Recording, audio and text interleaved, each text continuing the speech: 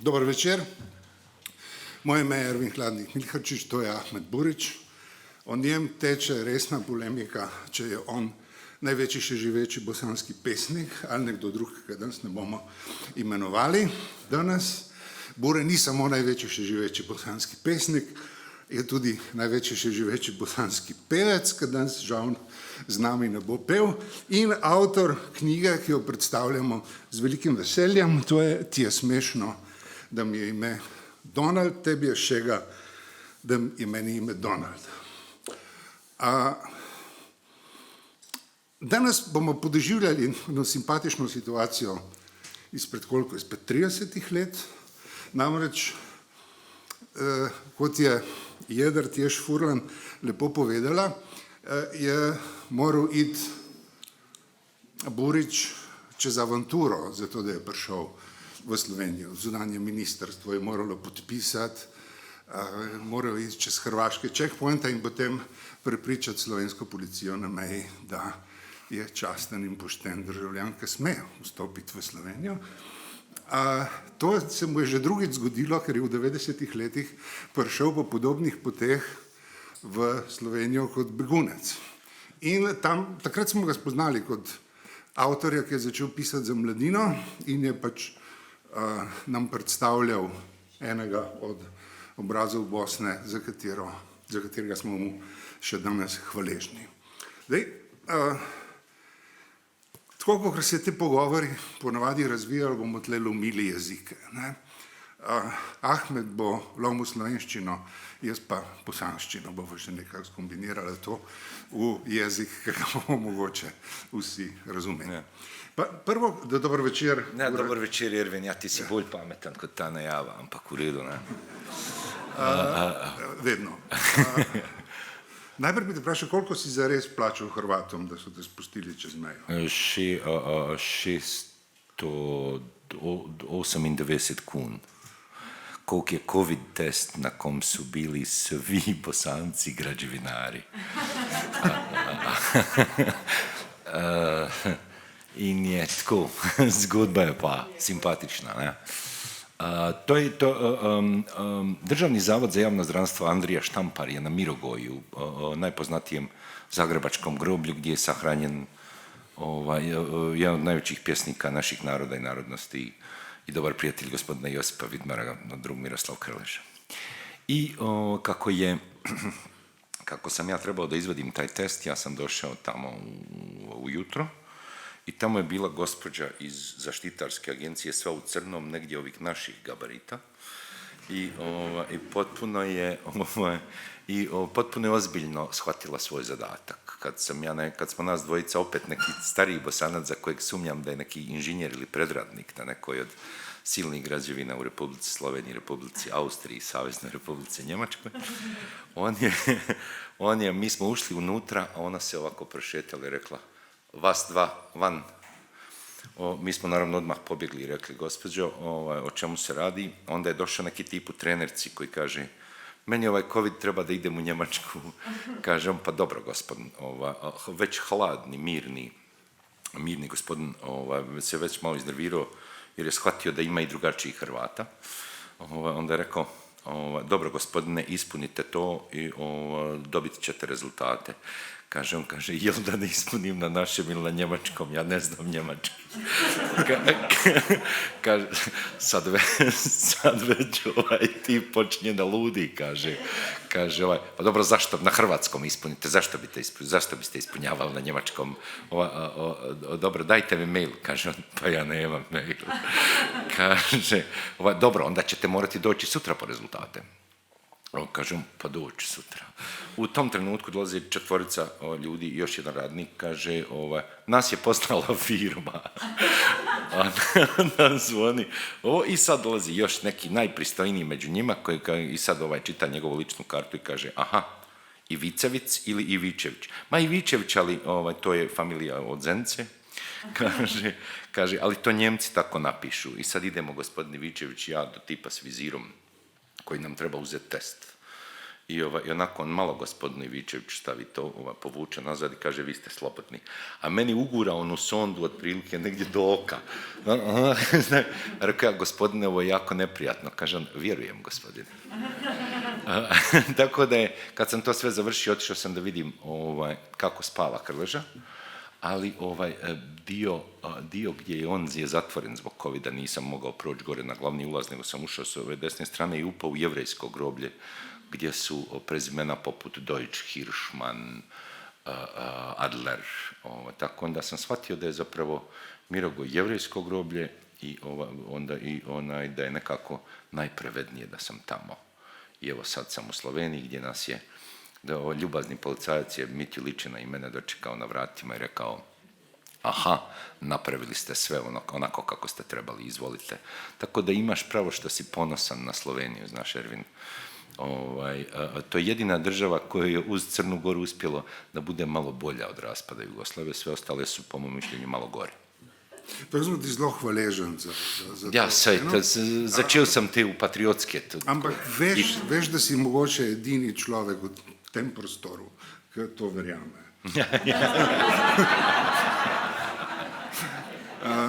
A lijepo imati iluzije. Lijepo imate, svako ima svoje iluzije, na primjer ti o muslimanima. Ja, mislim, ampak moje iluzije temeljijo na trdnih dejstvih. A ja, itak. In ko bi rekel, enkrat si ti meni lepo rekel, Ja. da sem jaz boljši musliman od tebe, nisem pa boljši od Nerzuka. Ja. To sem vzel kot velik kompliment, ker mislim, da Nerzuk z Bogom ravno ni v prehudi zvezi. No? Ampak,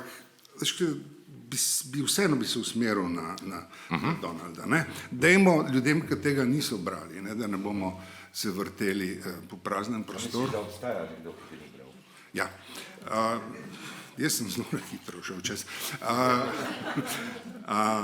Nam lahko na kratko poveš, kaj je pripoved o Donaldu? Kam nas pelje ta knjiga? Mi smo negdje 2004. godine radili neki film za Arte, neki dokumentarac koji se zvao Kršćani istoka i muslimani zapada. Radio ga je autorski dvojac, jedan tip je bio Jacques Debs, on je Libanonac, reditelj koji je studirao u Moskvi, koji radi jako dobre dokumentarce, možete ga proguglati, vidjet ćete da je onako majstor svog posla.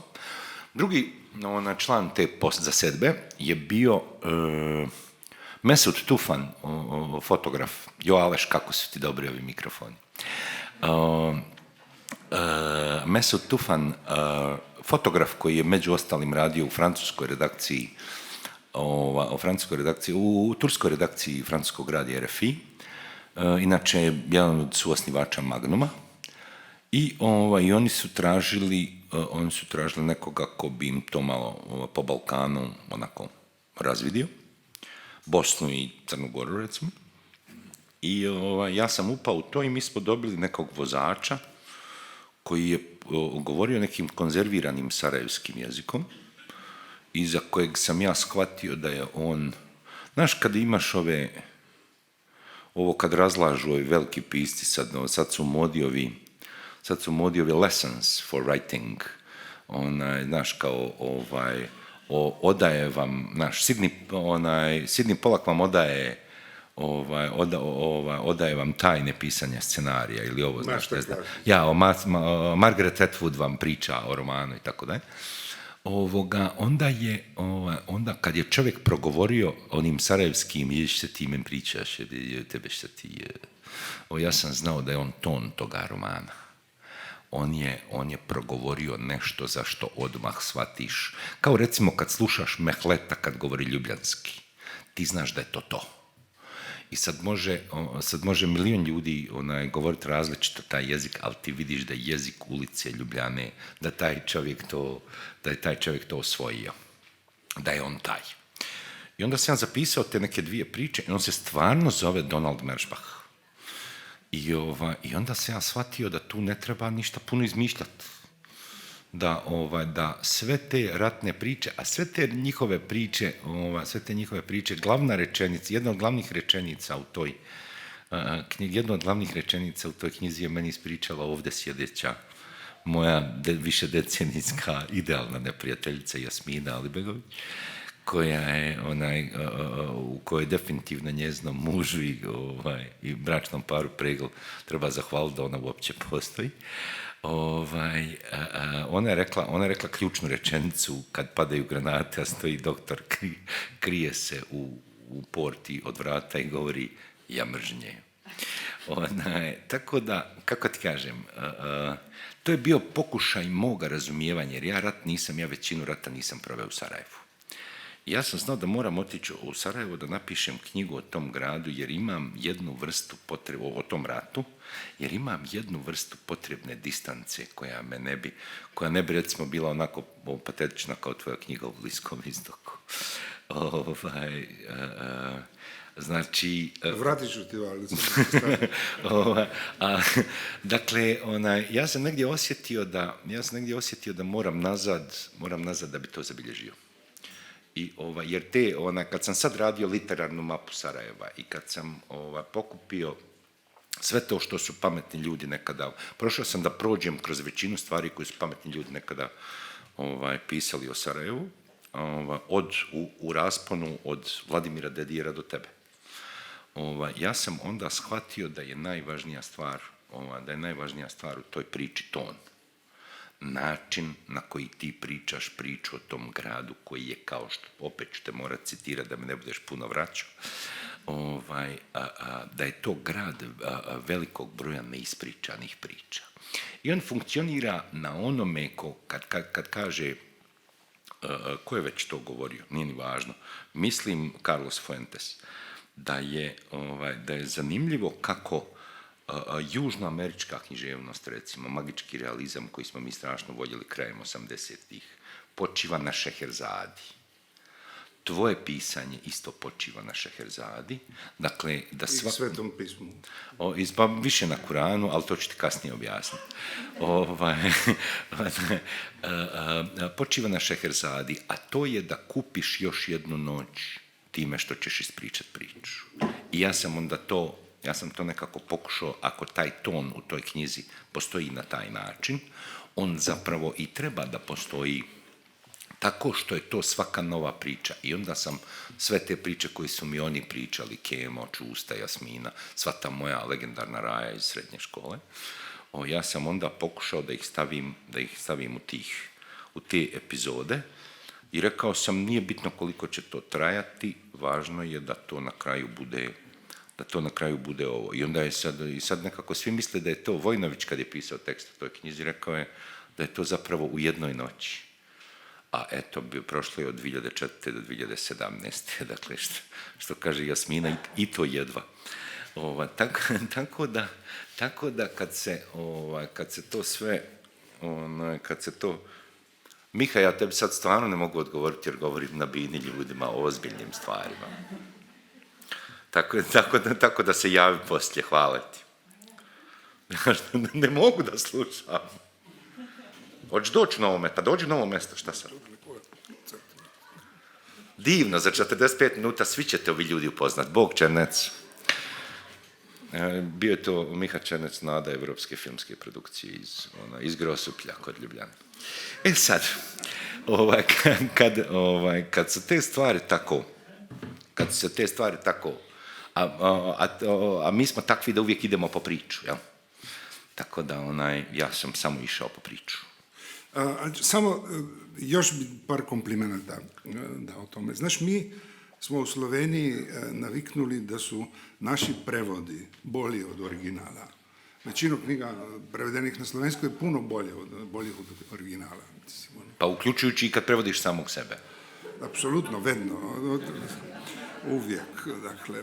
I sad kod ove knjige, kad sam ja prvi put čitao na tom tvom jeziku, za koga ja mislim da nije sarajevski, nego da si ga ti izmislio, ali pretpostavljam da ipak bolje znaš od mene, ali ovo je literarni jezik grada. Mislim, ovo je jedan od načina o kome možeš o gradu, tako sam ga ja čitao. I čisto sam posumnjao da se to može prevesti. Posumnjao sam i u to da ja razumem ritam jezika. Mislim, nije teško shvatiti suštinu knjige i priču, nego ritam jezika, nisam bio siguran da sam ga čuo. A mislio sam da problem prevoda neće biti u tome da ti prevodiš priču, nego da prevodiš ritam. Dakle, ovo je, kako da ti kažem, ko da swing prevodiš u šta ja znam, u punk rock. Mislim, i teško to ide. A ipak je Lidi Poprata nekako uspjelo da na slovenskom nađe svoj jezik. I sad ti si vidio obe knjige. Kako si doživio tu transformaciju? Ma opet si ti najbolje rekao prvi kad si pročitao. Ja sam njoj stvarno rekao, curo draga, nemoj se ovim baviti. To je glup, mislim, to je nemoguće. Kaže ona, pustim, sjedili smo Jelka Ciglanečki, Lili i ja u Reformatoru, gdje sam proveo većinu svog ljubljanskog vremena na Trubarjevoj ulici. I ja sam rekao, mislim, ovo tebi stvarno ne treba, čovječe, ovo je neprevedivi idiota. Mislim, čovjeka koji je to, mislim, to si ti vjerovatno u pravu da sam ja taj jezik izmislio, hvala ti na tome. Ali nije tu trebalo ništa puno izmišljati, jer je taj jezik zapravo sredstvo. Ona je shvatila najbolje ono što si ti rekao kad si pročitao prevod, a to je da se nije zavlačila u idiom. Jer da se zavlačila, ja sam imao taj problem s Vojnovićem. Ja kad sam prevodio Vojnovićeve Čefure Raus na naš, ja sam se, ta je knjiga imala razmjeran uspjeh u prijevodu, napisana su 2 doktorata o tim prijevodima, komparativna, ta knjiga je relativno i dobro išla. Međutim, ja to nisam dobro napravio, jer sam išao tražiti idiom koji bi zamijenio idiom kojim Vojnović piše u Fužinama. Ja nisam dobar kao Lili, jer je Lili napravila to da ona nije prevodila idiom. Ona je to prevela u najliterarniji mogući slovenski. Da. To je, kako kažem, to njezino je čisti slovenski. I ti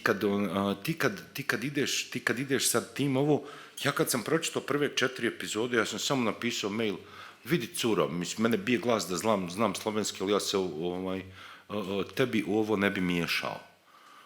Ti ovo nastavi, a ja ti stojim na raspolaganju. Znaš, kad vidiš da neko ti odsviraš svoju pjesmu, a neko ko bolje svira, što nije teško kad si ti u pitanju, odsvira bolje, onda ti kažeš, pa dobro majstore, mislim, imaš ti, nema razloga da se ja tebi pačam u to. Tako da je to. Ona je to uspjela, ona je to maestralno, ne znam da li bi još nešto, ne znam da li će neko to pokušavati još da radi. Ta je knjiga razmjerno uspješna, ona ima sad već sa ovim, to je već 5 izdanja, to je na Balkanu dosta, ali ne vjerujem da će neko to, i njezina je velika sreća što su joj oba jezika maternja. Njoj je otac iz Crne Gore, majka iz Slovenije, i ona je odmah, ona je od rođenja bilingvalna, tako da nije teško. Njoj je malo lakše nego nama. Znaš zašto je nama teško? Jer bosanski, mislim da isto važi i za srpski. To su jezici koji su kao autobus. Svako može gore. Dakle, uzim riječi od svugda i to postaje... S tim da ne može sad te kinje. Ja ću vjerovatno imati problema s novim romanom, zbog toga što ja stvarno uzimam, meni kad fali, ja stavim slovensku riječ, nekad stavim dalmatinsku, nekad... Ja imam velikih problema s lektorima. Kaže, ovo ne može ovako. Pa velim ja zašto? Mislim, kako kažem, rekao, ja sam autonoman pisac, drugo je kad smo mi u novinama. Pa te nešto tjeraju na standardni idiom. Znaš da su uvijek postoje te svađe u novinskim redakcijama. Ali kad radiš neko autonomno književno djelo, ja nemam. Zato ova knjiga nije među kritikom. Ova knjiga je prošla nikako. O njoj u Sarajevu izašla jedna recenzija koja nju potpuno difamira, koja je onako više frontalni napad na autora nego govor o knjizi, što je definitivno, jer je kritika nije znala što će s njom. Ona je za profesorske uzuse uličarska, a za uličare A uličari svakako ne čitaju knjige. I onda sad, znaš, kao, ko je ovaj tip, šta ćemo mi sad s ovim, znaš, šta ovaj radi, ono. Znaš, tako da je nikako se nisu oni uspjeli snaći oko toga, što je dobro, jer ako ih držiš u nedoumici, igra je na tvojoj strani. Ja, to, pazi, slovenščina je v tem pogledu mogoče hvaležna za prevode, zato ker mi jezik razumemo kot zelo elitni klub. Ne? Veš, na vratih jezika je policija, vojska. Ja, pa vse, ja. Vse sorte. Če bi imeli državo, bi tudi državo ti je dali, ampak varujemo jezik pred udorom česarkoli. In zaradi tega ante morale Christianitatis. Bravo. Ne znam ja grčki engleški. Zdaj, v bosanščini pa jezik sprejme svet tak, kot je. Ampak hkrati to, kar mene fascinira, je to, kako se bosanski jezik je vedno bolj bogat z besedami, ki jih jaz poznam iz Istanbula in Kaira. In zdaj, ti, ko živiš od jezika, ko si jezikovni nacionalist po definiciji, ne moreš drugače, tako kot sem jaz nacionalist. Mislim, edina oblika nacionalizma, ki jo poznam, je to, da morajo biti stavki, mislim, besede povezane v stavke in stavki v odstavke in da to mora biti tako, kot Bog se ukaže in nič drugače. V tem pogledu si in fetišist in fanatik jezika. Kako ti to doživljaš, da je tvoj jezik, jaz imam občutek, da je moj vedno bolj siromašen, da je tvoj vedno bogatejši? Ni to tako. Ni? Ni. Jaz z Esadom vedno sem se bojeval okrog tega. To pa slovenski jezik je bolj potrpežljiv.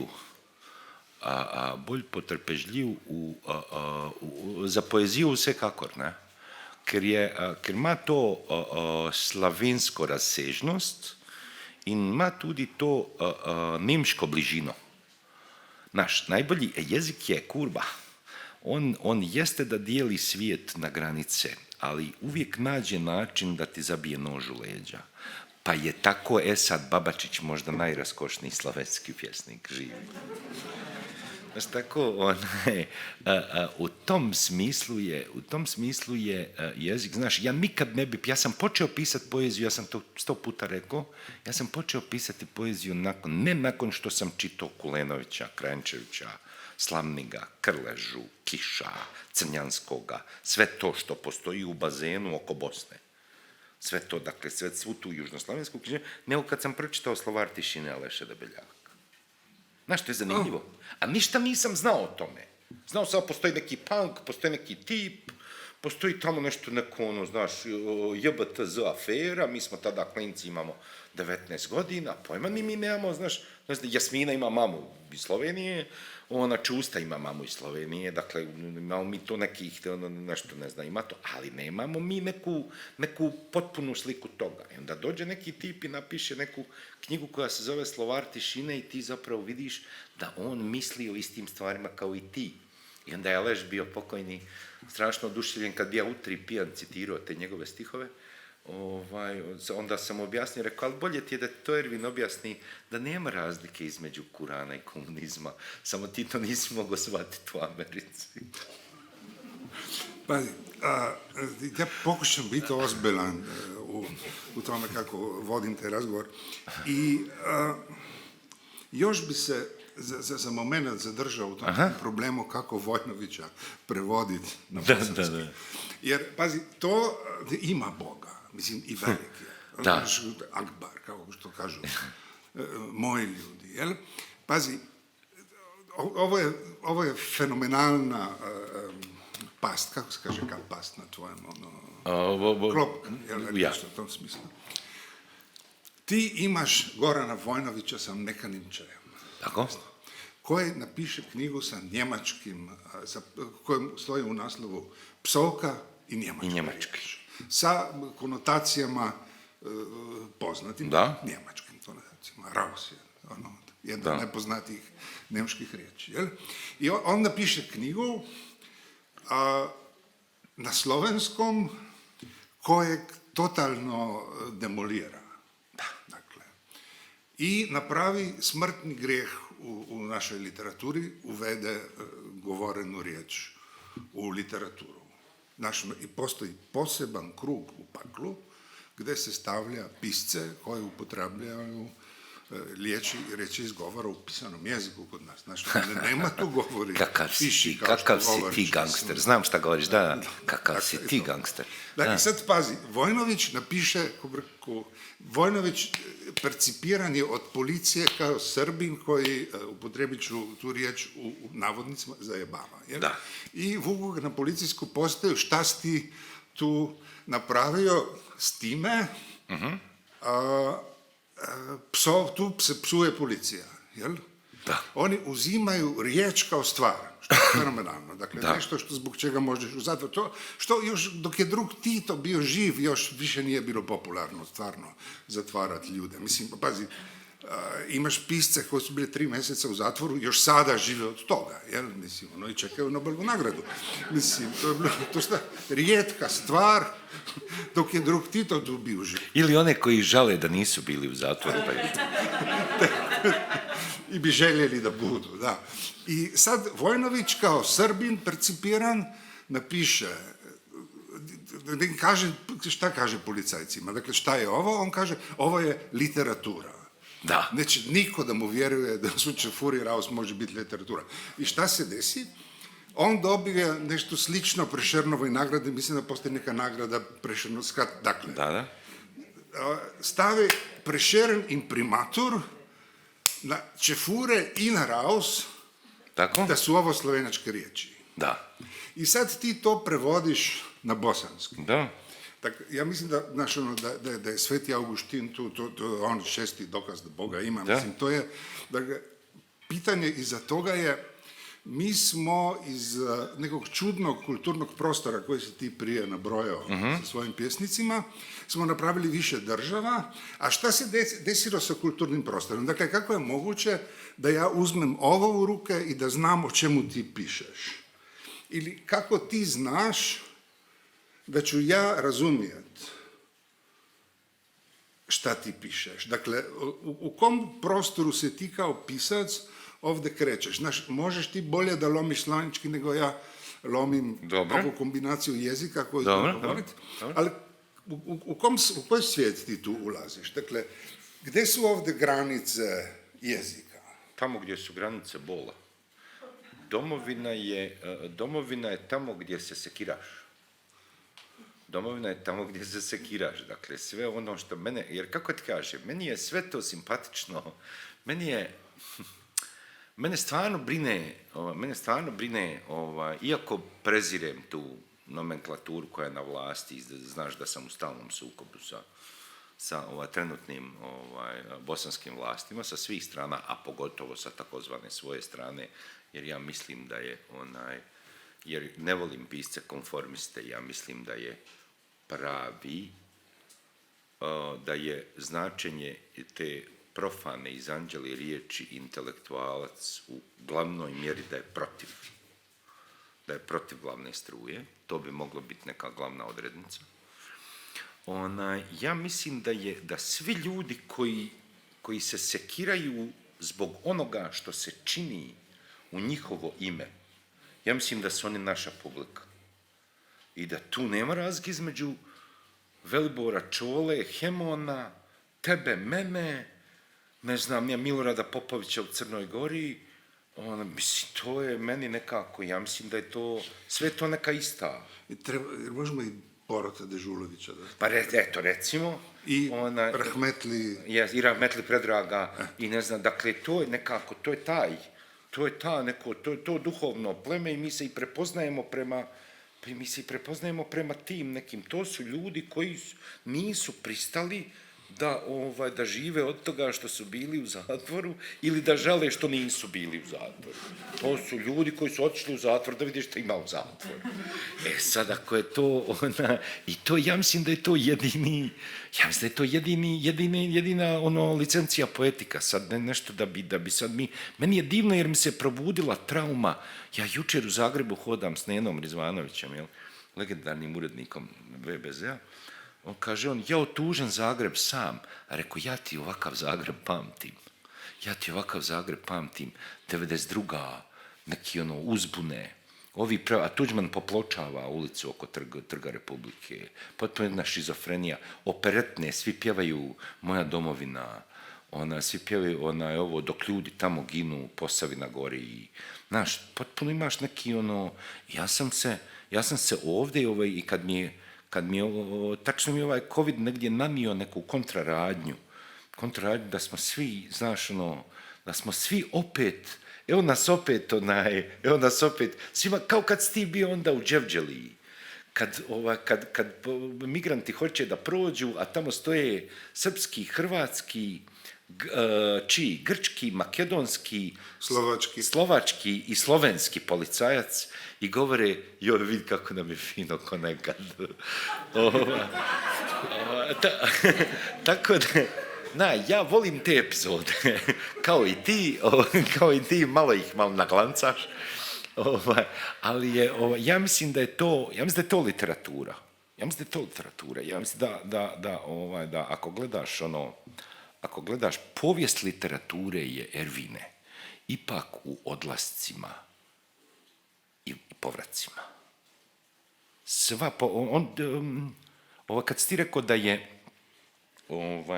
Biblija, da je cijela zapravo Biblija povijest novinarstva, koja je zapravo napisana u 4 reportaže, evanđeljima po Mateju, Luki, Ivanu i Petru, jel? Marku. I da je Ti si ti shvatio hrišćanstva? Ja. Baš u sva 4. Pa kako nisam kad je pitao Skale, jesam ja katolik. Ali nije ni važno. A da je 5. da je Novi evangelij zapravo, da je 5. evanđelje zapravo agencijski izvještaj. Zato je slabije jer nije reportaža. Ja mislim da je, to je isto dobro rekao, vidi ti u bodeš, fantastično. Kaže, i to je zapravo to. Ja mislim da je svaki onaj čovjek koji zaista, jer možemo mi sad cinisati, ti si davno shvatio da je demokratija ozbiljan, da može biti ozbiljna brana razvoju čovečanstva. Zato si bježao u Južnu Afriku, Bliski istok, Ameriku i tako dalje, jer si na vrijeme, u Sarajevo, jer si na vrijeme shvatio da demokracija nije najsolidniji način rješavanja problema. Ima i Saddam Hussein, da. Mene zanima uvijek kako demokracija radi na onim najšipkejšim, na najslabijim dijelovima društva.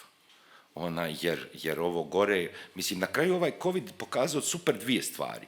Jedna je da fino je, lijepo ti je pokazao da svijet bez tebe ide dalje i onako, i bez tvojih knjiga, i bez tvojih reportaža, i bez tvojih kolumni. To je, kako kažem, svijet napreduje ili nazaduje, ali on svakako ide dalje. A drugo, da su ove državice, konačno su ove oligarhije, mini mafije koje vladaju u njima, konačno su dobile, kako kažem, konačno su obezvrijeđene do kraja. Jer sad vlast više ništa ne znači. Jel? Niti evo države išta znači. Ovdje si jednako nesiguran s ovom maskom ko u Skopju ili u Londonu.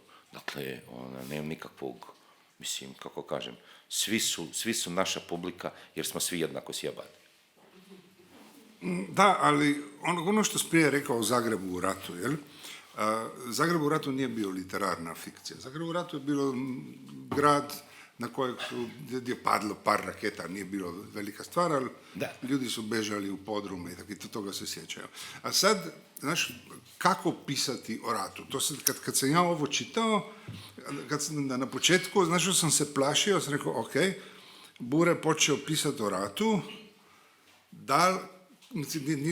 interesantno je kako stvar počne, a mene je interesiralo da li ću ja pročitati knjigu do kraja. Dakle, da li je moguće o ratu u Sarajevu pisati na način, literaturu na kojeg se može čitati. Dakle, imao sam sumnje zbog različitih razloga. Ja sam pisao o ratu, a ja sam pisao o ratu kao novinar i ti si pisao o ratu kao novinar. To je jednostavno jer imaš određenu formu, imaš broj slova koji možeš upotrebiti i imaš, kako da kažem, nije to baš instrumentalno pisanje, ali je pisanje koje želi da prenese čitaocu iskustvo za kojeg ti garantiraš da je realno. Jel? I sad tu nema velikih etičkih dilema, Dobro. osim tih kojih imaš u svakom drugoj situaciji kad radiš novinarstvo. Dakle, ne postoje posebna pravila za novinarstvo. A sad literatura, prije si ti ono fino ispostavio da se radi o slobodi. Jel? Dobro. Od te radosti koje ti daje sloboda i zbog toga jebe se ti zatvor. Mislim, stvar za druge. Jel? I sad kad kao pisac fikcije u gradu u kome si odrastao i bio je grad rat. Mislim, znaš, ono, kad počneš da pišeš literaturu o tom gradu, koje probleme trebaš da riješiš? Mislim, kako pisati o ratu, a da ne ispadneš potpuno blesav? Jer to je obično. Imaš par knjiga o ratu koje su fenomenalne, The Naked and the Dead. Dobro, znao sam. Da Miller je bio genije, jel? Jest, ali dobro, on je jedan. Da. I ima još par njih. Ima. A koji su mogli literaturu, veliku literaturu napraviti iz nečega što je grozno u banalnosti svojoj, jer nema u ratu ništa veličastno. Ali onda kako napraviti veliku literaturu i tu ćemo reći ovo je velika literatura, to nema sumnja, jel, to što si ti napravio. Ali koje si probleme trebao riješiti tu, kao pisac? Jo, ne znam, sad bi trebalo biti puno pametniji nego što sam ja, čak pametniji od tebe. Pokušaj. Ali znaš šta, misliš, ne mogu, ali nije niti hoću. Radi se o sljedećoj stvari. Ja mislim, ti malo gledaš literaturu. Nije tebi džaba tvoja žena rekla kad sam ja preveo tvoj genijalni tekst o tome kako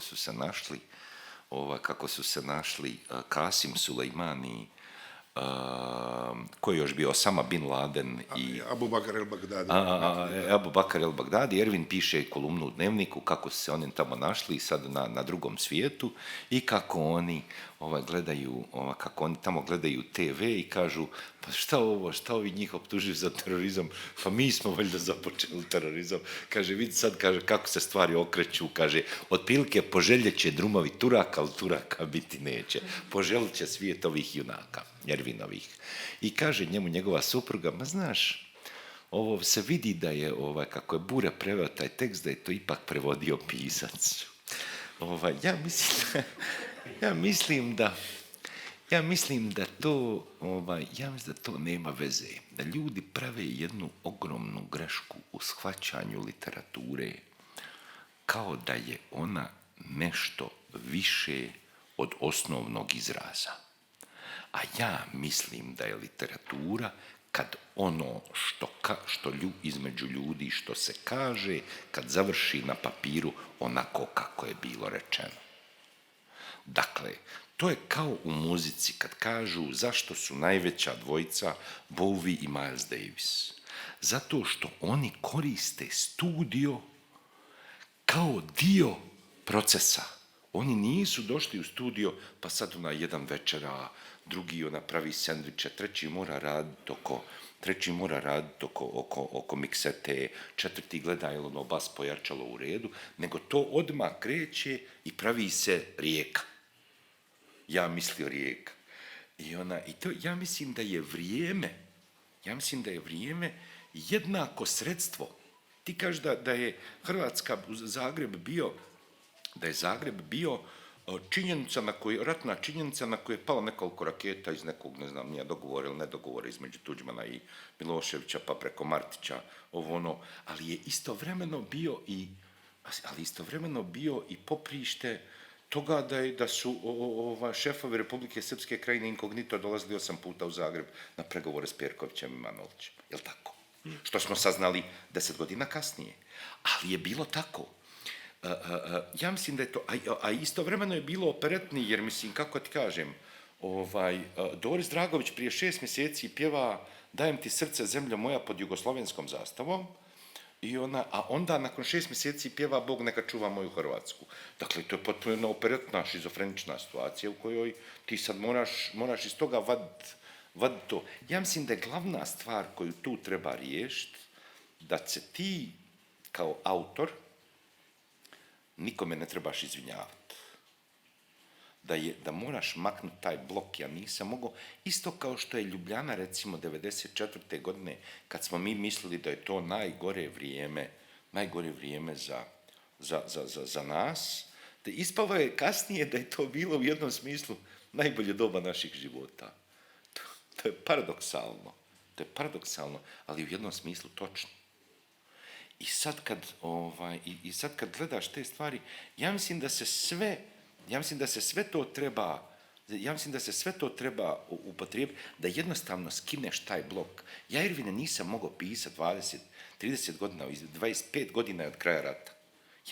Ja u 90-im nisam mogao da pišem. Imao sam blok, kako god krenem ne valja. Počnem pa napišem neku priču. Nije nešto.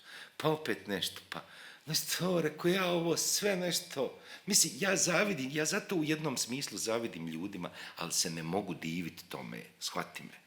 Mislim, zato su najveći ovi tipovi, što kažu, Goli i mrtvi, ne znam, Čehov, Babelj, ovi tipovi koji su napravili, ali meni je najbolja knjiga o ratu Švejk.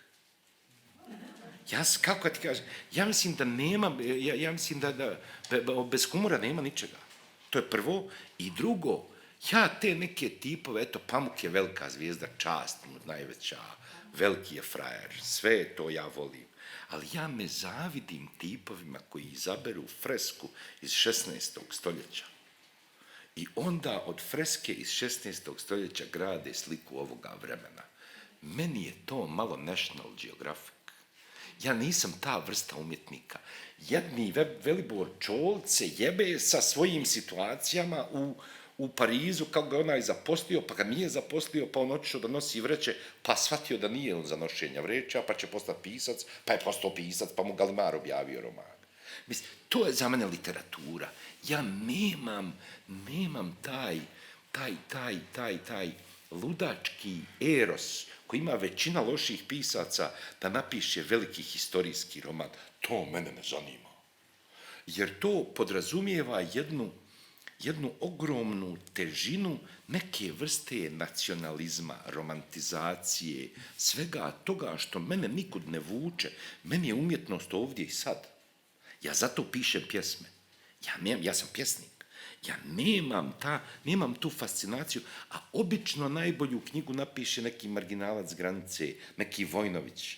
Ona opet napiše neki ludak. Znaš, ovaj bi dao sve na svijetu za tu recepciju. Većina tih nacionalnih pisaca, većina tih bardova koje oni nešto uglancavaju po TV-u.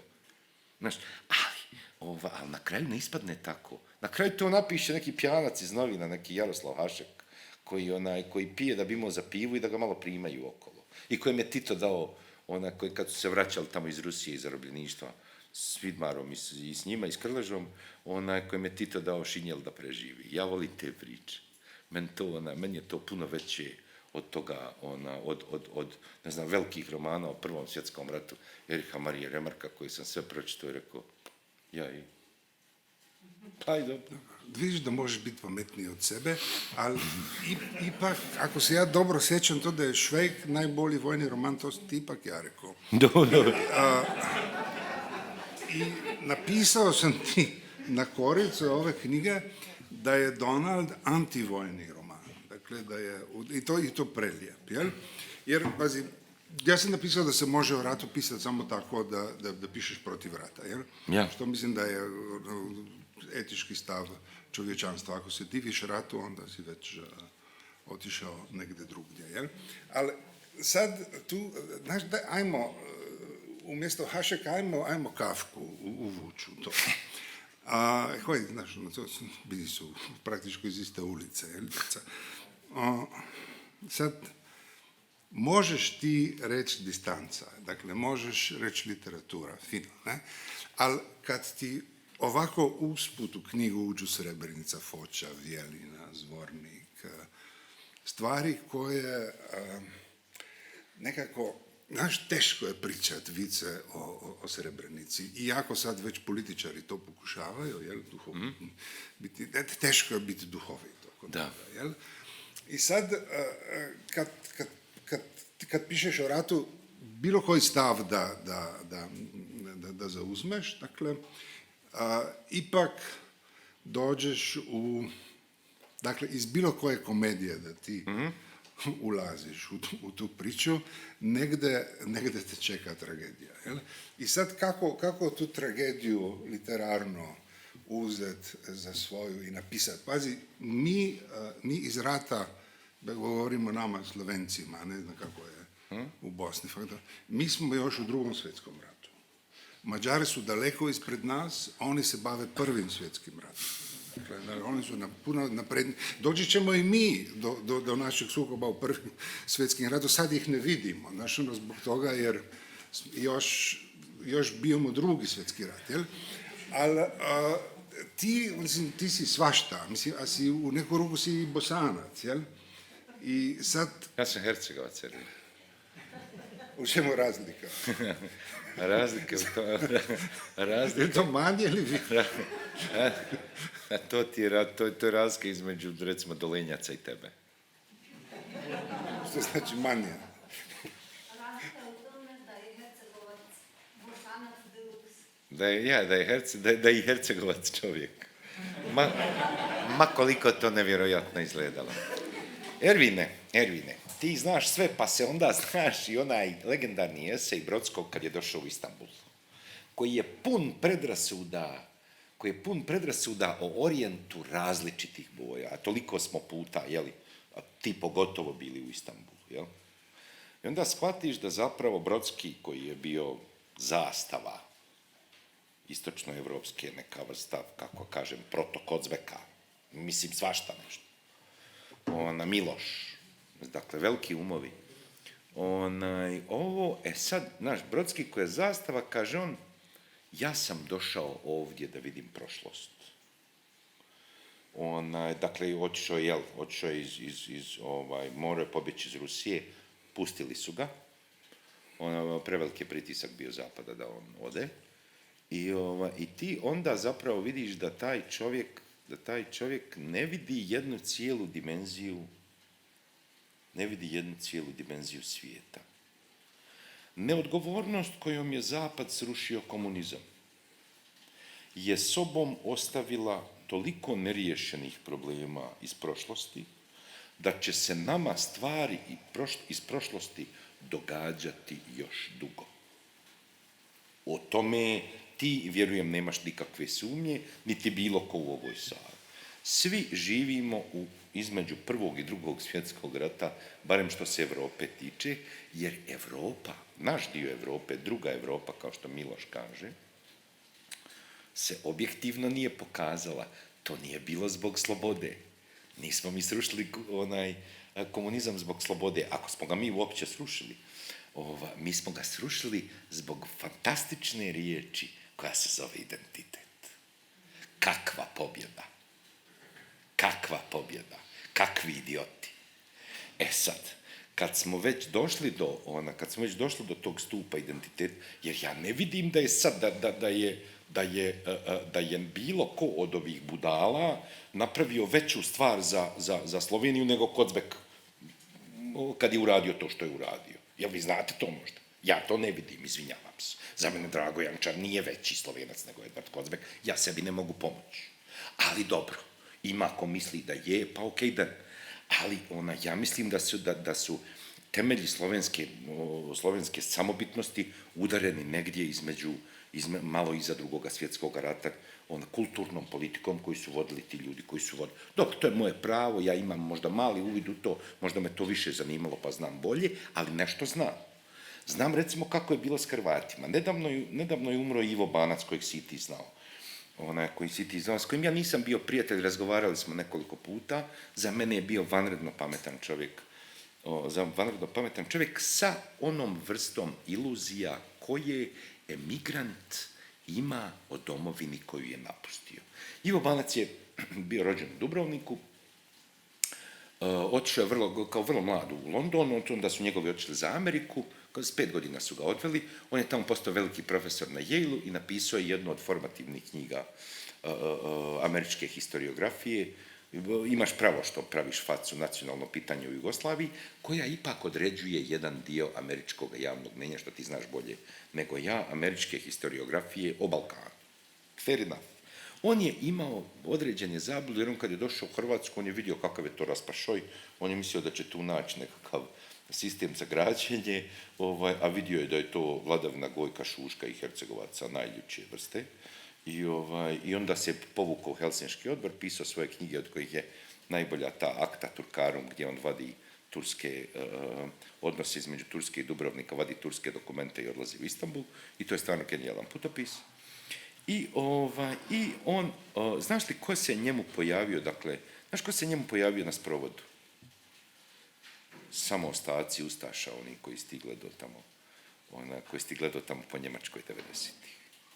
Dakle, čovjek koji je htio da formira korpus misli o tome kako je identitet glavna stvar. Umro je sam, zaboravljen, bez jedne nagrade i čovjek koji ima djelo. On je sam zaboravljen i na sprovod su mu još došle ustaše. To je priča o identitetu, to je priča o svima nama. Da, znaš ali nije nova priča. Ma nije, da. Ali je našeg vremena, mislim, ne znaš šta. Jeste, a već Thomas Carlyle, mislim da je još bilo 18. stoljeće kad je on pisao, pa on kaže, čekaj, ako ću se sjetiti. To je zato što mi kasnimo za svijet. On kaže, if things be left undone, they will do themselves in time, in a fashion nobody will like. Dakle, ako stvari ne razriješimo na vreme, same će kroz vreme da se razriješi na način na koji se nikome neće sviđati. To ja mislim da je u jednoj rečenici, naši Englezi to znaju, ja trebam 50 rečenica da isto kažem, mislim, u jednoj rečenici je naša sudbina fino definirana. Jel? I sad, znaš što Brodski nije znao? Što? On je došao u Istanbul, pa bio je orientalista, kao ja. Pa je vidio Plavu mošeju, Hagiju Sofiju i da je danas još živ, bolelo bi ga srce, zato jer muslimani sad klanjaju u katedrali koja je Justinijana. A i Banac je bio orientalist, imali svi ste zablude. Da.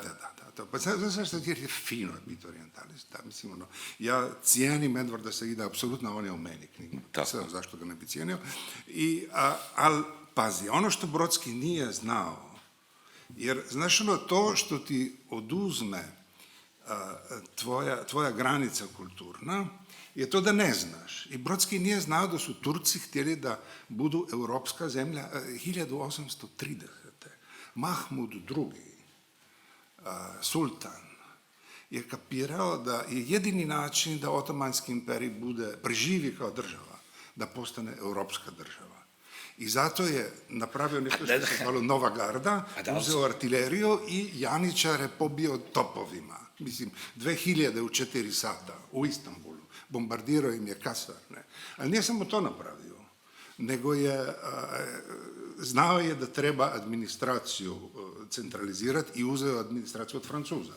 Znaš, Istanbul je glavni grad, sve ostalo su arondismani, uključujući i Kairo i Fez i Marakeš. I zabranio turbane i stavio fecove na glavu. Dakle, htio je da izgledao kao Europljani. I meni i napravio literaturu, muziku, kako naredio da se sve. Da. Ja, dobro, nakon što je Sulejman pobio svoje sinove. I pazi, znaš sad kad se ljudi... Je bio 200 godina prije. Kad se dive globalizmu sada, znaš, Valide, njegova majka koja je onda rodila onog nesrećnog sultana koji je došao iza njega, je bila Francuzinja.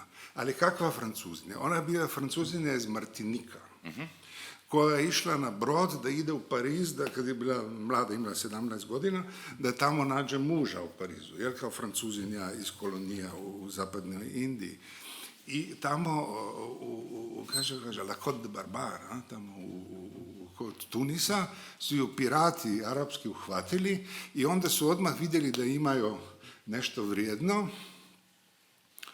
i prodali je sultanu koji je uzeo na sebe i uzeo Francuzinju koja je čitala, voljela Balzaka i mrzila Dumaja. Dumaja razumjela kao šunt. Okay. Dobro. I toga Brodski nije vidio. Mislim, nije vidio da njezina prijateljica koja je išla drugim brodom je došla u Francusku i postala francuska kraljica Josephine, žena Napoleona. Da isto stvar govorimo. Da. Isto stvar govorimo. Dakle, sve ove zemlje su se... Mene zato zanima zašto je Donald, mislim, super mi je upalo da je Trump postao predsjednik, pa me onda jedno 2-3 ljudi inteligentniji pitalo, aha, pisao se knjigu o Trumpu. Dobro. U osnovi, a znaš šta je u osnovi? Ja mislim da su se svi ovi prostori negdje najbolje namjestili i njihova istina o njima je zapravo vrijeme turske okupacije. Vidiš da je, mislim kako kaže, Mađarska je to što jeste sa Orbanom. Srbija je to što jeste sa Vučićem. Ajde Hrvatska tu i tamo, taj Plenković, koji je onako zabetonirao, koji je onako u rukavicama zabetonirao tu vladavinu HDZ-a. Bosna je taj neki vilajet u kojem ti ne znaš, lud zbunjenog, ti nema pojma ništa to što se događa. Crna Gora je neka tamo švercu, imaju nekih modernih hajduci, To je zapravo sve reinterpretacija osmanske okupacije. Mene zanima kako se u tome osjeća Nijemac. Koji je, znaš, jer je njima to stvarno malo čudno.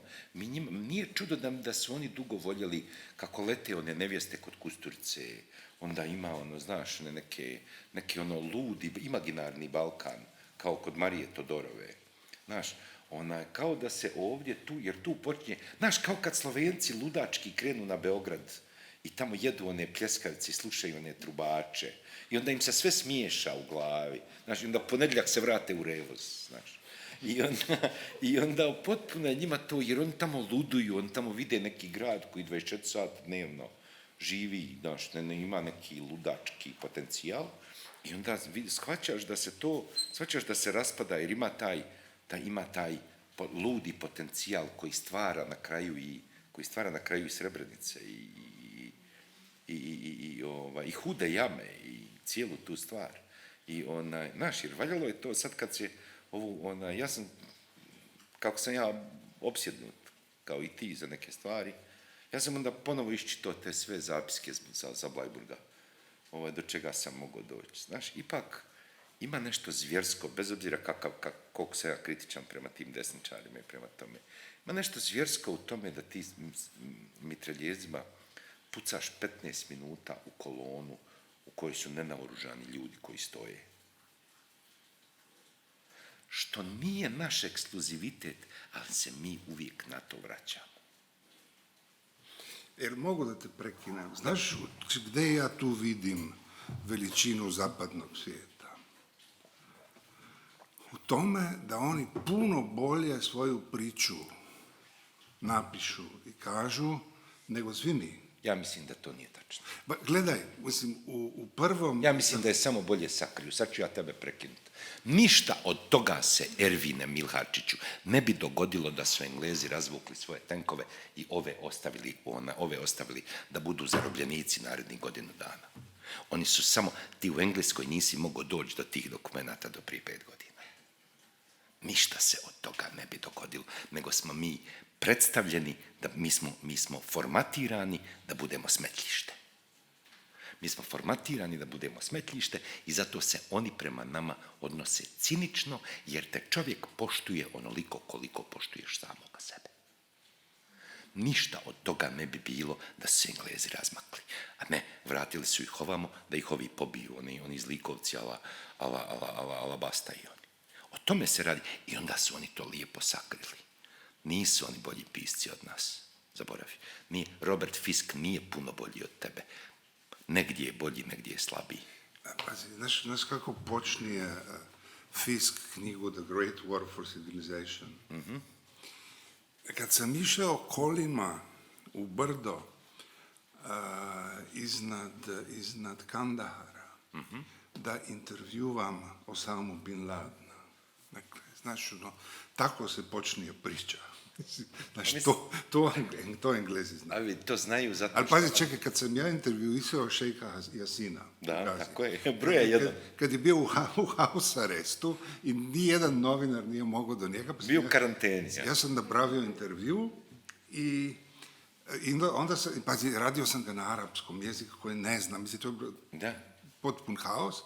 I onda sam to fino preveo, napravio intervju, slao ga Delu i urednik je pogledao, kad to je neki intervju s nekim šejhom, pa dobro, neka. Znaš, šejh Jasin je kasnije su ga Izraelci su ga raketama. Šejh Jasin spomenik, ko je sama Bin Laden, ko je šejh Jasin? Ne, pazi, tu trebaš Englezima dati kompliment da oni ne samo da znaju da napiše priču, nego i vole da ju pročutaju i uzmu za svoju. Dakle. Da, pa samo se o tome radi, jer tu ti je Cveto Šali, on ti to može objasniti.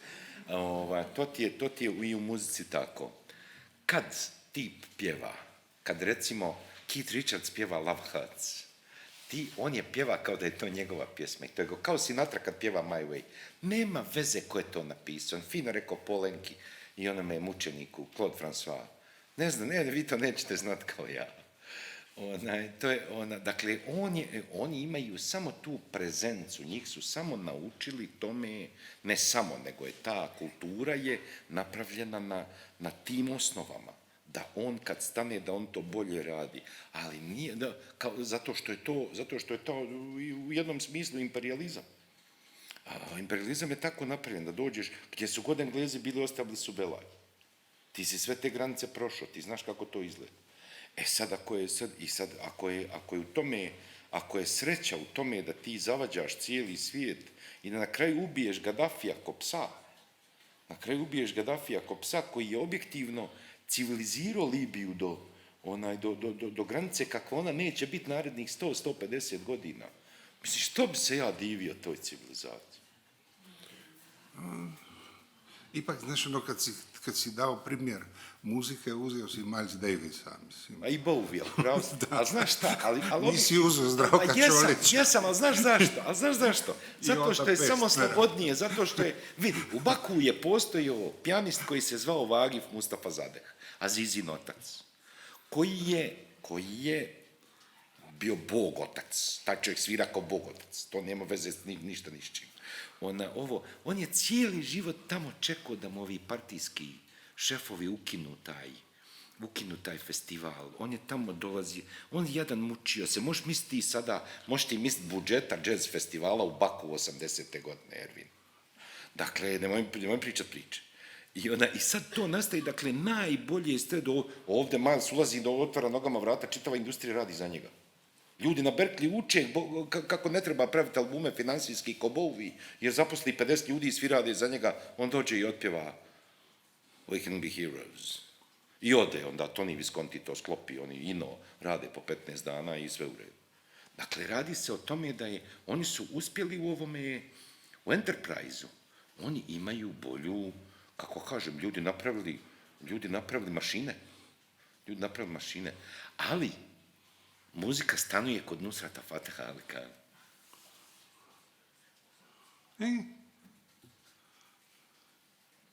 Možda. Znaš šta, sad smo već vremena pričali. Dobro je da nismo ništa pričali. Počeli smo o generalnim temama da govorimo, pa ćemo tu polako da završimo, pa ćemo otvoriti mikrofone za publiku. Samo, znaš, prije kad si uvukao Donalda Trumpa u tu priču, i ti si rekao da je to knjiga o Trumpu, mislim, ne ja, ja ne bi nikada, nego treba Trumpu nešto priznati. Znaš, on negira ono što ja govorim, jer Trump radi što mi radimo jedan drugome non stop. To je da demoliramo priču koji drugi priča. To je stara balkanska tradicija, jel? I ono što Trump, ja mislim u svojoj genijalnosti, što mu je uspjelo, je da je priču Zapada kao centra civilizacije koje daje slobodu i demokraciju u cijelom svijetu, to je, ja mislim, ja se nadam barem da je za uvijek ovo demolirano i napravio je iz tog centar koji cijelom svijetu daje ludilo. Jel? U tom smislu mi se čini da Zapad ipak napreduje prema nama. U tom smislu. Znaš, ono da samog sebe razumije kao objekt uništenja. Tu ja mislim da je Trump u sve rezerve koje čovjek treba da ima do njega, da treba reći da je u tom projektu apsolutno majstor i uspješan i da je nama koji, pazi, ja sam bio naivan do prekjuče, ja sam vjerovao u civilizacijski moment zapadne civilizacije, pazi, nekako mi nije bilo jasno, znaš da je europska civilizacija počela na Balkanu i to na njegovom repu dole, mislim da su je održali. A dobro, gdje će drugo početi gdje je stalno 4 stepeni, ima more, I pazi, ali ipak ima more, ljudi leže po cijeli dan i razmišljaju, gdje će se roditi Aristotel jebote, pa ne, pa mislim šta sam? A je ipak ipak je ironija povijesti. Da ju demoliraju u Washingtonu koji su napravili kao grčki Koji su nam templar. tako je. Znaš, ono, to je čisti neoklasicizam, mislim, oni su htjeli Atene, a napravili Trumpa. Dakle, i tu želimo samo još tvoj komentar na to i onda ćemo otvoriti mikrofon. Ma to je onaj legendarni vic kad pričaju Muji Sulje, kad kaže kad je svidio, kaže Hrvati nam srušili stari most, kao kaže, a ne veze, srušit ćemo i mi njima džamiju u Zagrebu. I jaz mislim, da lahko v tem trenutku S kojih jebeš tam? pač ta zelo kaotično organiziran del pogovora ustavimo in odpremo vprašanja za publiko. Mislim, da smo dovolj kontradiktornih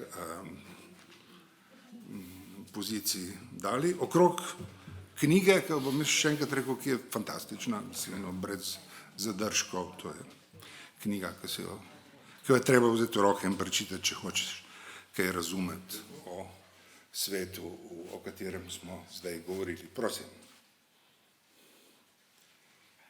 Tle imamo gosta iz Bosne, ne me sramotiti.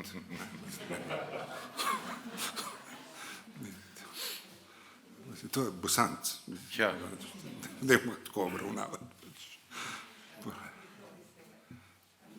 Ja, če lahko otvorim z nekim Lopetovom od vprašanja, pa hkrati debate. Jaz sem navdušen nad identifikacijo Švejka kot najboljši knjige o prvi svetovni vojni. In s starejšim bratom sva to knjigo znala na pamet, je pa res, da jaz tretjega dela, ki je sicer napisal Švejkov oziroma Haškov kolega, nisem nikoli bral, dokler nisem bil že precej odrasel. In je to, moram priznati, bila ena izmed najbolj tesnobnih knjig, kar se jih v bistvu. Celo tretja knjiga, tam, kjer prav razlaga o predstavljanju. Zanimiva podrobnost, moram priznati, da je Švejk izvedilki.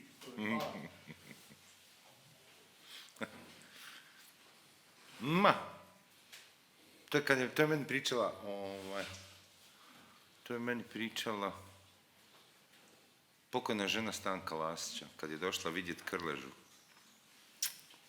Kaže, sjedi Krleža sav u papirima, kaže, ja ulazim unutra, a ona je neka, oni su neki Koljenovići iz Bretanje, oni imaju neko stablo porodično staro 1000 godina. Moj, kaže, sjedi Krleža, velim ja, gospođo Žanin, kako je Krleža govorio francuski? Kaže ona, Ahmed, ona mene zvala Ahmed. Kaže, Ahmed, bolje nego ja. A rekao, šta vam je rekao kad ste došli da ga vidite? Kaže on, šta je? Došli ste vidjeti majmuna. Tako da je, zato ja Ervinu do kraja ne vjerujem. Da oni su samo, oni jesu bolji u oglašavanju jer je bolja, mislim, kako kažem, ne možeš biti bolji pisac nego Čehov. Užasno je mali prostor gdje bi se neko tu mogao provući. Ne može biti bolji, ne znam, trubač nego Miles. Mali je, jako je mali prostor šta sve on nije osvojio. Ne može biti bolji slikar nego Caravaggio. užasno je malo, ili Rubens, užasno je malo stvari kojima se može ti možeš pričati samo svoju priču. O tome zato je tu Hašek Bog, svi putevi, mislim, užasno je teško sad bilo tu srednjeevropsku tjeskobu koju Kafka, koju, što kaže Kafka, sve prolazi osim sna o buđenju pored mora. To Jasmina dosta dobro zna. To je dakle, užasno je teško naći, ne znam, pogoditi taj neki feeling koji bi napravio i tu tjeskobu. Sve što možeš jeste da ispričaš svoju priču. Najbolje što znaš. Ostalo je sve to sad ići nešto, dirat neke stvari, sanjat neka noriška kraljevstva, iransko podrijetlo Hrvata, ne znam, ove neke Srbi narod najstariji i tako dalje, sve ove tlapnje i ovo. Mislim, to je stvarno malo onako za, kako kažem, za posebne potrebe. Ja, sad veš kaj, jaz sem enkrat Feriju Lainščku, sem mu probal njega razložiti, a veš tako, včasih imam ta popadek, da bi... A ti je ratovo? Vedno. Res sem mu povedal, da njegova dilema je med Haškom in Kafko. Ne? In on je protestiral, rekel, ne, to je dilema Slovencev, ki ne bi radi bili Slovenci, ampak hočejo biti srednji Evropejci. Je rekel, jaz nisem to. Ne? In skratka, nimam te dileme v sebi. Pa se je razložil, v čem je pravzaprav ta dilema. Običajno se reče, da je to dilema med komedijo in unim drugim.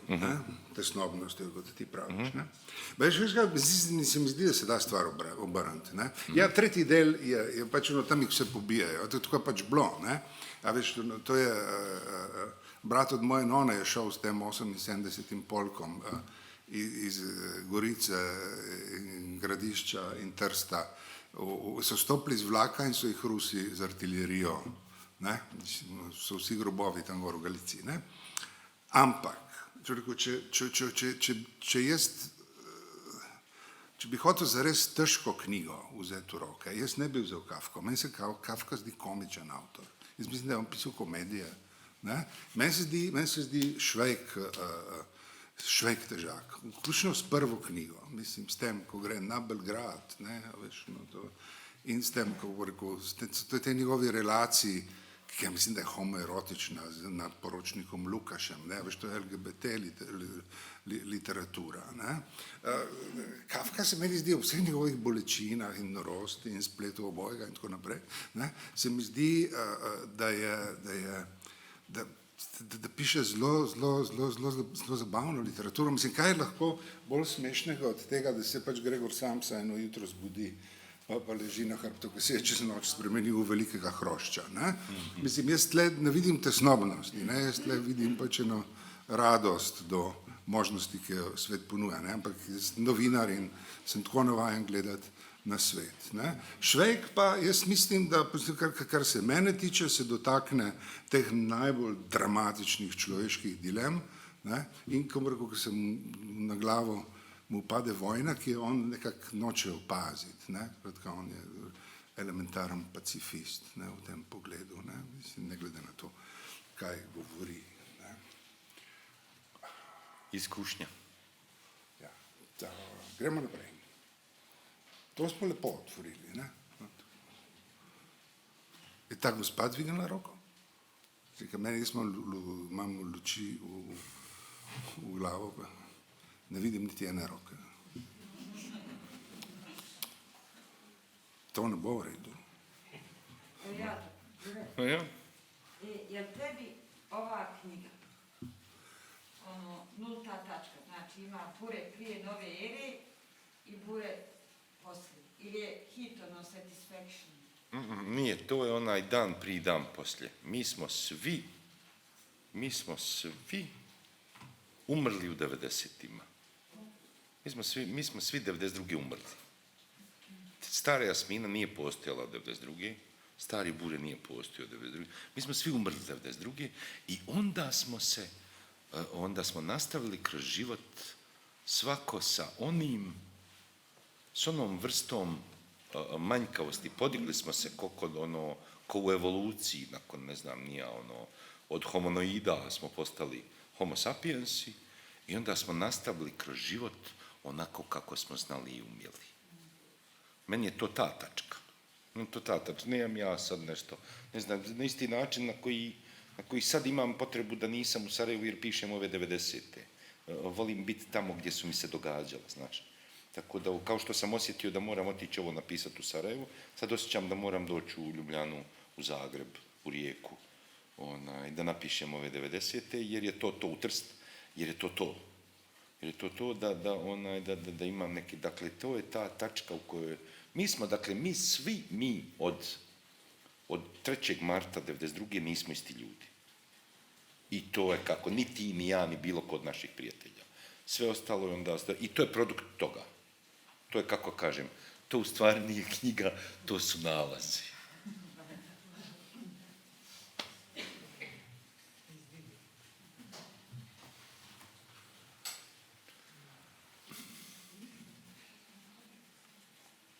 Izvolite. V Sloveniji je velika tema sprava. In ko sem jaz bral to knjigo, se mi zdi strašno zanimiv, težek, pretresljiv trenutek v knjigi, ko pride neka mama k Donaldu, prosi za svojega sina. In Donald ve, da je ta sin Baraba, da bi na drugi strani, da je delal umazanir in ga najprej popade, da bi jo ubrisal. In potem ga razsvetli, pa se je to človek. Ne? In se mi zdi, da je to ena strašno močna humanistična poanta. In se mi zdi, da je sprava brez veze beseda, da ta prava beseda bi bila pomiritev. On lahko živi naprej s tem človekom, se je pomiril, da je to tako bilo. In je sprava, bi rekel, spuščena na nivo humanizma. Kako vi vidite spravo v Sarajevu? Slavko. Ja sam bio 92. godine u Zagrebu i otišao sam u starački dom posjetiti svoju komšinicu Violu Janeković, rođenu Komforti, čijoj je pola obitelji, više od pola obitelji izgorjelo u Auschwitzu. Ona me posjela, to se zvalo Dom za stare, Lavosav Švarc, ona je mene posjela, Tana i ja smo joj otišli, ona je mene posjela na balkon, mi smo razgovarali u staračkom domu, to je bila žena velikog iskustva, velike pameti kako to samo istočno-evropski Jevreji znaju biti. I rekla mi je, znate šta, Ahmed, vi ste relativno pametan čovjek i nešto ćete u životu napraviti. Ja vam u ovom trenutku mogu dati malo novaca i reći vam ovo. Nas je 6 miliona izgorjelo i prošlo kroz dimnjak da bismo došli pameti. Možda vas trebaju da pobiju 100.000 da biste i vi došli pameti. Onda sam ja rekao, hvala gospođo Viola, meni ti novci ne trebaju. Ne vidim da je neko došao pameti, gospodin Pregl, zbog toga što je učinio zločin. Ali pomirenja pri ovakvim, pomirenje ipak zahtijeva instituciju oprosta. Pomirenje ipak zanima, a nisam siguran da se pri ovakvim kulturnim obrascima ide u oprost. Jer da bi čovjek oprostio nešto mora i zaboraviti. Ovdje svi pamte, kod nas još uvijek svi dobro pamte Drugi svjetski rat, iako su 70. godište. Ja mislim da je potpuno, jer kod nas historija nije znanost, nego vaspitna disciplina. I ukoliko je mi tu je nama zapadni svijet pobjegao. u tome da ti, ako izučavaš historiju, ti nisi tu zbog partizana i domobrana. Ti si tu zbog eventualne resnice. Ti si tu zbog eventualne historijske činjenice. Kod nas nije postignut osnovni konsenzus, u Sloveniji još i bolje, u Austriji već nije. Nije postignut osnovni konsenzus o tome što bi društveni potencijal zapravo trebao podgrijavati, jer je crkva politička partija, kod nas u Bosni pogotovo. Kod nas u Bosni nisu na vlasti političke partije, nego njihove filijale koje je osnovala crkva. I to se i dalje perpetuira. Takva crkva ne traži oprost, nego ide u dalje podjele. Tamo kardinal, jer Austrijanci zabranjuju Blajburg, tamo kardinal pravi misu u Sarajevu da pokaže kako su Hrvati u Sarajevu ugroženi. I to se na kraju obije o glavu, ja sam odmah rekao, to će se obiti na glavu onih 70 starih ljudi koji idu na misu. O tome se tu radi. Dakle, u ovom slučaju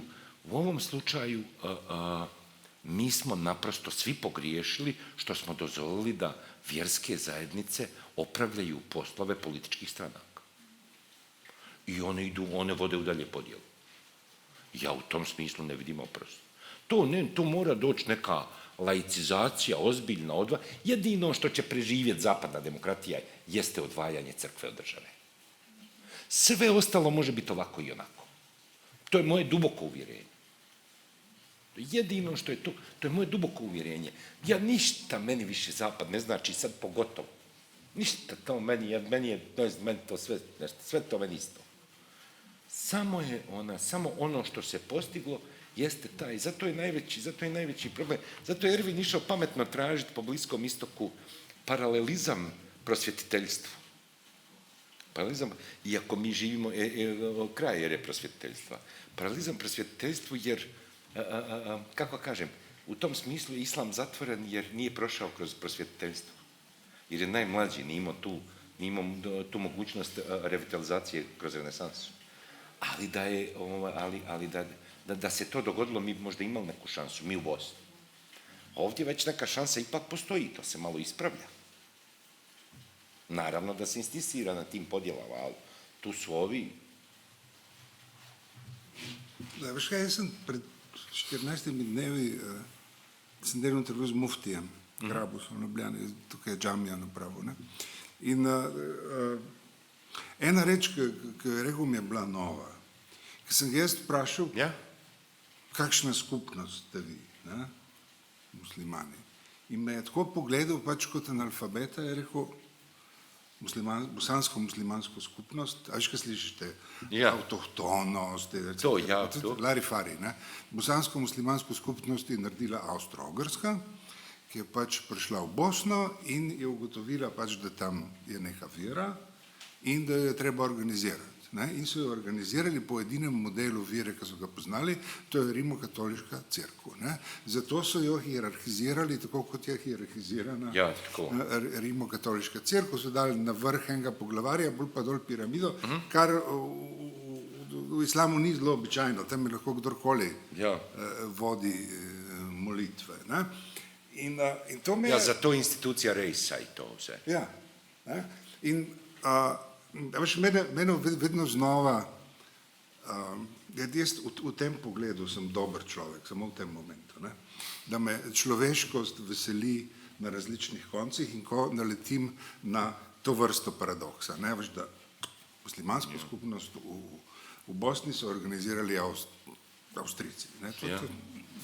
To, kako preko tle se jaz najdem, tako kot se najdem v tem, da je Ataturk 6 Slovencem dal medaljo po bitki v Galipolju in to je bila, mislim, da 36 ali pa je bila 25, mislim, da je bila 36 topovska baterija nekega avstrijskega bataljona, ki je pač tam pomagal Turkom in za topove so bili pa Slovenci. In ko je Ataturk rekel Turkom, ne pričakujemo od vas, da se tukaj borite, ne, pričakujemo od vas, da boste tukaj umrli, ne, je tam neka slovenska topovska baterija rekla, Allahu Akbar, tudi mi, ne, to iz Kamnika, iz Domžal, iz Novega mesta ljudje, ne, in so potem, pazi, so tako streljali na Angleže, da so potem morali topove na novo na vrtah, ki so zgladili cevi. In potem je Ataturk jim je dal medalje za hrabrost, ker so prispevali k nastanku turške države. Ne? Tle jaz verjamem v človeškost, ne?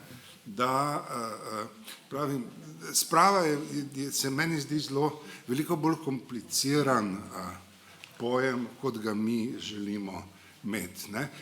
Vraga so se Judi spravili s komarkoli. Spravili so se na ta način, da so si naredili uniforme, puške, topove in atomske bombe. Ja, to je, jaz mislim, a veš, by the way, vprašanje iz publike so bolj zanimive od tega, ker ga jaz vprašujem, dajte še naprej vprašati. A veš, to ne more se šibkejši spraviti z močnejšim. In jaz mislim, da se tudi dva poraženca težko spravita, kar mi doživljamo v Sloveniji. Skratka, spravijo se lahko samo močni. Sprava, jaz mislim, da ni etično vprašanje, kakor ga mi razumemo. Vprašanje, a veš, odprte duše in drugemu, tako naprej. Ja, to jaz mislim, da sploh ni problem. Mislim, na kavo lahko greš s komerkoli, ampak vprašanje skupnega življenja zahteva samo zavest, ki izhaja iz moči in iz enakopravnega položaja. Ne moreš ljudi, ki so v neenakopravnem položaju, zahtevati od njih, da se spravijo. Ma da, ali mene uvijek u tome vuče neka ludačka, kako ti kažem, postoji žena koja se zove Karen Gnost, ne znam, hoću znati pravo, ali znaš tu knjigu Why Women Had Better Sex in Socialism. Ja. I ona je 73. godine... Znam samo naslovko. Ona je 73. godine otišla u Bugarsku zato što je tamo su procijenili, tad je početak feminizma, cijela se stvar polako zaholcava i kaže, ona je čula tamo da su da je najbolji društveni položaj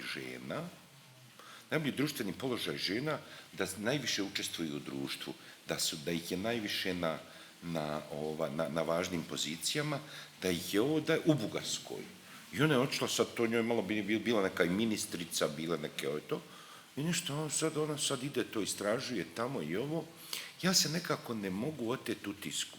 I to je to nekako, da je, pazi, u Francuskoj prva žena, sutkinja Vrhovnog suda je došla 71. godine. Moja komšinica Vera Galeb Saškovca je to bila 49.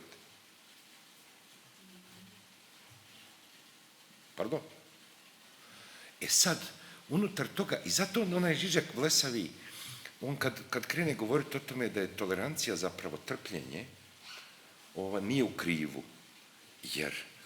Jer ti imaš taj nivo, ja mislim da smo mi tim pretjeranim glumljenjem uvažavanja različitosti došli u paradoks da smo prezreli ono što nam je zajedničko. A to nam je nametnuto ideologijom, Ervine. I to mene i kod Donalda stalno brine. Mislim, ja sam rođen, ja sam u Den Haagu, mi je Saša Pal, čiji je otac Alfred bio karikaturist poznati, bio i u Bergen-Belsenu, ja mislim. U Treblinki je završio. Ona kaže, pa znaš, kaže, mi smo ovdje organizirani prema, kaže, multietičkim pravilima. Rekao, znaš, rekao Saša, ja sam rođen u Sarajevu u ulici koja je imala jednu češku, jednu austrijsku, jednu jevrejsku, 2 katoličke i 3 muslimanske porodice. Ja stvarno nekako nisam taj medij, meni to ne moraš govoriti. Ja sam to sve znao s 5 godina, da postoje ti ljudi. Da ja nisam njih čitao u Hašekovim knjigama. Ja sam to sve znao da postoji. Tako da je meni nekako, mi smo natjerani da prihvatimo tu toleranciju kao nešto, Bog zna kako, a mi smo te sve različitosti živjeli. Što bi se reklo, tvoja mati se javljala u televizijski program na slovenskom jeziku. Tako da nekako, i to je nama, osim što nam je bilo smiješno, bilo normalno. Sad ne razumijem zašto bi se sad divili sfingi. Zašto bi se divili sfingi koji smo i onako živjeli u sebi. Ne znam. To je tako. Ampak to je, Bore, to je obče človeško, veš? Ja. Jaz sem bil, ko so Rusi šli na Krim, ne? Aha. Jaz bil tam malo pred njimi, no, da sem skrbel, Ja. ne? In, Ja, ko si šel z Land Roverjem so tam. prihajali, ne, veš, v teh črnih Ja, uniformah. zvao si me res, nekaj iz Land ne. Rovera, ovako, In, na 1500 pol sem kilometrov. Tam sem šel v Sebastopol, ne, in tam sem srečal eno punco, ki sem rekel, kako se počuti, bo vojna, pa on rekel, ne, tle ne bo vojne. Ne. Sem rekel, zakaj pa ne? Rekel, pa poglej, moj sosed je Gruzic, jaz sem pol Ukrajinka, pol Tatarka, ne. Nad nami so Rusi, ne. Tam je na bencinski pumpi dela Čeh, ne. Mi smo tako pomešani med sabo, da tle ne more priti do vojne. Sem rekel, veš kaj, daj posluši starega človeka, ne, pejt v klet, spucijo, pa naredi zaklonišče. Ne. Ker, a veš, no, to je ta iluzija, da sobivanje je sožitje. Je pač iluzija. Ni. Ne? Mislim, ko se ljudje počutijo ogrožene, grejo v to, kar si ti na začetku lepo povedal, da je problem identiteta. Ne? Ko se začneš vpraševati, veš, kje sem jaz odkril, da sem Slovenec? Ja. Prelepo, mislim, je tam zraven Vukovarja, poleti 91, tukaj je bila taka vas, Borovo selo, Borovo naselje. Ja, Borovo selo i Borovo naselje. Tale fabrika Borovo je bila tam. In tam je bila neka četniška checkpoint, jaz sem pa zašel, mislim, niso bili čisto jasno meje postavljene, sem da bi šel lepo našim na hrvaško stran, sem šel na srbsko. Ne? In tam so me trije dobili in so se malo zabavali z mano, ne? Tako resno se zabavali, ne? In tako rečeno sem že mislil, da bi bilo fajn, da če jim reče, da ne pokličejo duhovnika, ne? Ker je zelo resno. In potem je prišel pa mimo nek oficir, ki je rekel, pa što gnaj, da človek ne reči, da je ovo Slovenac. Sem rekel, ja, Slovenc, a veš, no, kaj je pomenilo to, da sem Slovenec? Jaz z vami nimam nič. Ne? A veš, to so vaši problemi. Ne? Jaz sem Slovenec. Ja. In sem postal, v tistem trenutku sem postal Slovenec. Čeprav, ko imam zadržka... Veš kaj, fajn si se prepričal. Ne? Absolutno, pazi. Uspelo ti je, Ervin. Ne, ampak to je ta moment kolapsa. Valjda se zatečeš v to, seveda. Normalno, ni druge. Ne? Ampak je pa lepo, mislim, ne moreš pa imeti družbe, če ne verjameš unga prvega. To je pa res. Ne? Če ne verjameš unga prvega, potem ne živiš v človeški družbi. Ne? Mislim, bolj živiš v nečem drugem. Ne? Dajmo še vprašanja, ker to je bilo, hvala lepa, to je bilo zelo inspirativno. Vse počasi bomo pripeljali k koncu, ampak konc mora biti logičen. Ne? Ja, tam je šefica, ne, pol pa pride. Ne moramo končati takole v zraku. Ne? Ona ni kot ti, ne, ona ni bolj pametna kot najave. Ne. Jedrt, hvala, ne. Hvala Goga.